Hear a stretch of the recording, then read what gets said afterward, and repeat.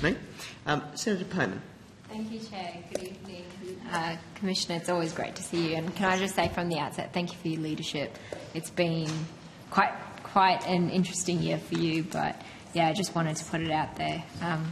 Seeing you from the sidelines, it's quite remarkable. But I'm also just interested on the social media ban, and I was just curious around how the ban would affect people visiting Australia from other countries.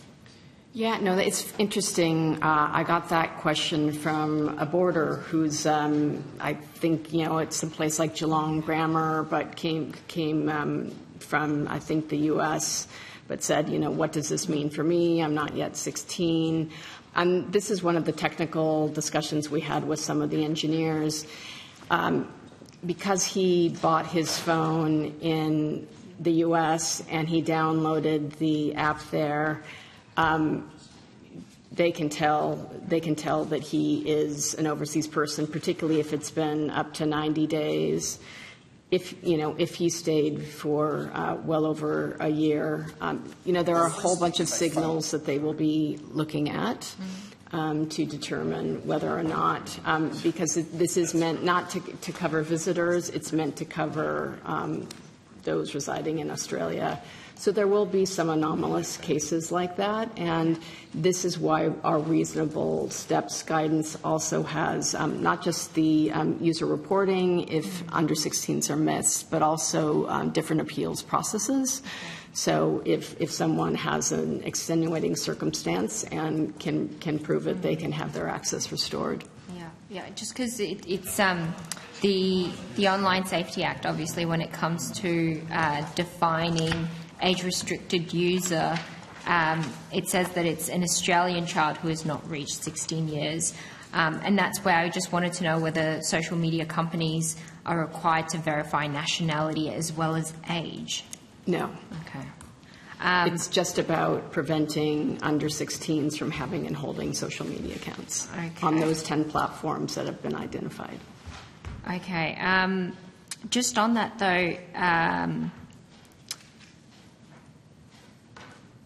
Section 63D of the OSA reads, a provider of an age-restricted social media platform must take reasonable steps to prevent age-restricted users having accounts with the age-restricted social media platform. So as age-restricted users are Australian children under 16, does this not confer any particular obligation to not only check whether the child is under 16, but also whether they're Australian?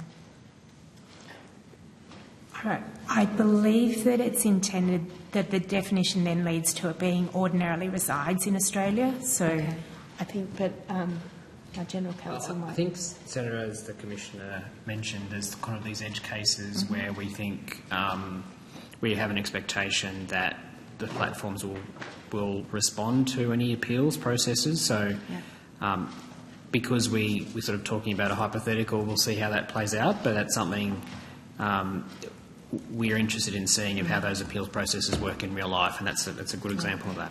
And we'll continue these conversations with the platforms as we have been. I mean, having this constant engagement does help us understand, they're really thinking hard when they're developing these user reporting queues, because one of the most,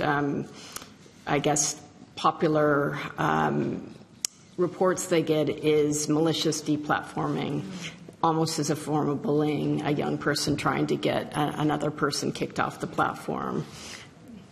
Because I've had quite a few people reach out, those who are either on working visas or student visas or, who are not permanent residents of Australia or not yet, and they're just posing the question of, what does that mean for us?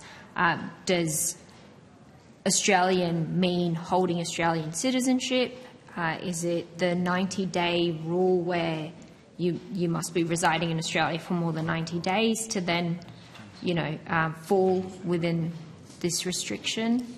Well, we'll look at some of these case studies too, and where we can put them in our FAQs, we will. in some of the conversations we've had with the platforms, they generally look at, it was a 90-day period, was it not, Catherine, where they will kind of determine, well, if it's been 90 days, they're likely to be residing somewhere else, or they're likely to be residing here. They'll look at other signals like, are they using Telstra or Optus? There are other different behavioral signals that they can pick up in terms of where they have accessed their account. Has it been in Australia or has it been elsewhere? So all of these things are kind of built into the age inference tools that they use already. Wonderful. Just on a question on notice, I'd put question on notice number 87 from previous hearings. In the response, I think eSafety said that non-compliance with obligations under 4A could lead to eSafety seeking court-order injunctions or court-ordered civil penalties. That question related to 4chan's specifically, their recent flouting of the UK Online Safety Act. Does eSafety believe that it could enforce penalties under the Act for a service with no presence in Australia like 4chan, who may refuse to comply? I think 4chan is a site that we've looked at for a long time. I think that would be particularly challenging. It certainly wouldn't fit under the social media ban because you don't need to have an account to be there. We've certainly seen that their counsel representing them has been fairly aggressive against the UK. And I'm not sure that we have any other legal or regulatory tools that are more robust than theirs. Sometimes the juice isn't worth the squeeze. If they're in a permissive hosting environment and the jurisdiction's not going to do anything about it. It does depend on the facts, Senator, so it's sort of hard to deal with in a hypothetical, but we would consider the facts in the case. Yeah, no, I understand that. I mean, this hasn't, obviously we're 8 days away from this taking place, but I'm just wondering if finding a website like 4chan was not possible due to non-compliance, would eSafety potentially, seek a court order to restrict access to that site for Australians? Because as we discussed previous estimates, it is an image board, but it's quite graphic, violent, and it's got material where, yes, you don't need an account. So it's hard to trace back to who's putting this material out. But yeah, whether there is any sort of penalties or consequences for non-compliance for, I guess services that may not have a particular presence in Australia, but we don't have specific blocking powers of sites like that. We have two recent experiences that we can call upon that were facilitated by our standards and codes, and the first was the OMI TV Portuguese-based chat roulette site that pairs pedophiles with young people for video chat. When they refused to work with us through a formal warning, we went to Apple and Google, who both have terms of service that say that chat roulette sites aren't allowed, but plus they had requirements that they'd written for themselves as part of the App Store code. And they ended up deplatforming that in Australia. Incidentally, Bad Kitty's dad, the holding company that owns OMI TV, only responded to us after they had been deplatformed, which meant they couldn't monetize or be distributed, and they made some commitments around safety that I don't think they'll ever reach to our satisfaction, but they agreed, they decided this was their call to prevent Australian access. It's not, we didn't block them, they restricted access to us. And we've seen the same thing with Thai Technologies in the UK. They had 3 of the most common nudifying apps that kids were using in Australian schools, 100,000 downloads a month. And following our formal warning, they decided to withhold service to Australia, which from my perspective is is a good thing. There's only nefarious uses of these declothing and nudifying apps that are being used to generate child sexual abuse material. Thank you. Minister, this question's for you. The government has said that the implementation of this policy will not be perfect. Does the government expect breaches of data provided to social media services for age assurance purposes to occur as the result of the ban, such as the breach of, I think, Discord's age assurance database? I think that is a pretty technical question, Senator. It's simple. Will there be breaches or but not? if you, again, just let me answer the question if you don't mind. I will hand over to officials to fill you in on the details, but my instinctive answer is that we've built in penalties for breaches. So there will be penalties for breaches if they occur. So just so you know, because I just met with the General Counsel for Discord to find out, and he spent time with Carly Kine, the Privacy Commissioner, who will, as a co-regulator in this legislation, will have oversight for any privacy or data breaches. But what was interesting about this was really a BPO issue. It was an appeals process that was outsourced to a third party, and it was a ransomware request. So someone went to the people who are handling the data and basically said, how would you like to make 5 years of salary in one day? If you give us this information.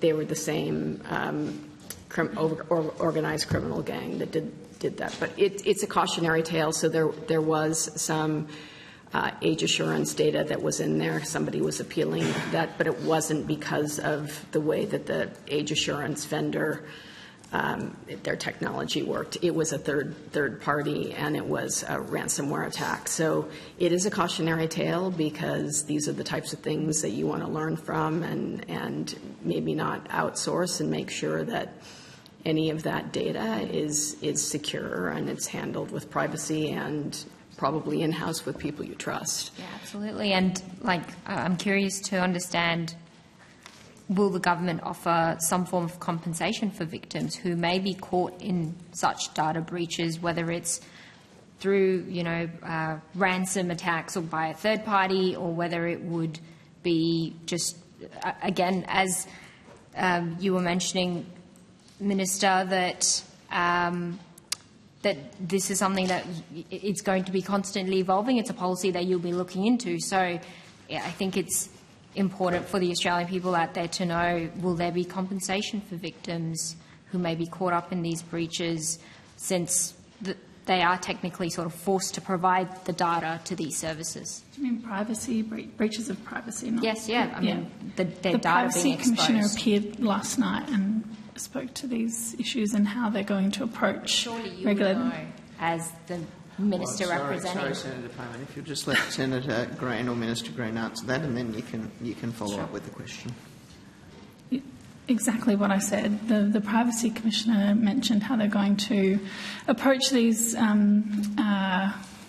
cases, what they would normally do in privacy breaches, which is often take litigation on behalf of a claimant so that they don't have to pay for it themselves.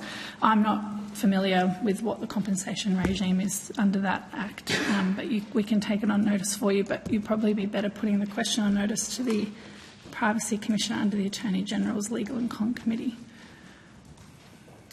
Senator Payman, I'll have to move the call on. If you have questions, we can come back to you. Sure, I can. I've just got one last question, and then I can put the rest on notice.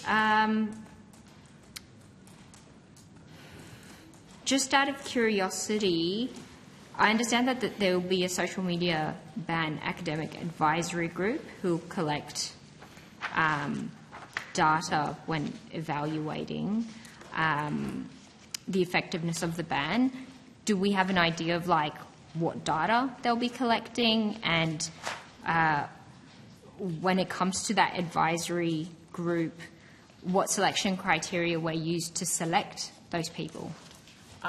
It was quite rigorous and methodical. I'm going to turn over to Ms. King to talk through this, because I think we've just gathered the baseline data, and it's going to be really important, the theory of change, but also the fact that it's longitudinal and it's looking at everything from PBS data. So, are kids taking fewer, I guess, doses of Ritalin, looking at NAPLAN, looking at sleep, looking at sport, looking at how this is affecting their overall mental health and well-being, but also looking at unintended consequences and making sure that we're gathering an evidence base that can be used to improve the review, but because other countries around the world, including the European Parliament, has just voted to implement an under 16 social media delay as well. Malaysia, New Zealand, Indonesia, and others look like they're going that direction. So this will be a very valuable exercise. But do you want to talk about that process? Absolutely. It is a 2-year longitudinal study. There'll be reports that we release throughout that process, but we are looking at the short, medium, and long-term effects. The data that will be collected will be through mixed methods. There's survey data of 10 to 15-year-olds, so we're looking around 4,000 nationally representative population of that.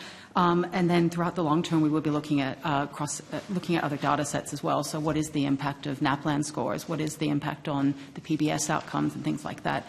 As well as actual usage of other social media or online apps for those young people under the age of 16. So in your other question around the type of qualifications that we were looking for in the advisory group, it was all participants were selected through a merits-based process, so there were set criteria they had to show demonstrated expertise in. Some of that is demonstrated experience in longitudinal design and analysis. This is quite a novel evaluation, so a strong experience with longitudinal studies, policy impact evaluation, experience working with government, youth mental health and well-being, expertise, online harms, as well as elements of digital rights and youth participation. So we have 11 different academic institutions, and we wanted to canvass a wide array of expertise and perspectives for that advisory group. Yeah, wonderful. Thank you, Ms. King. Thank you, Commissioner.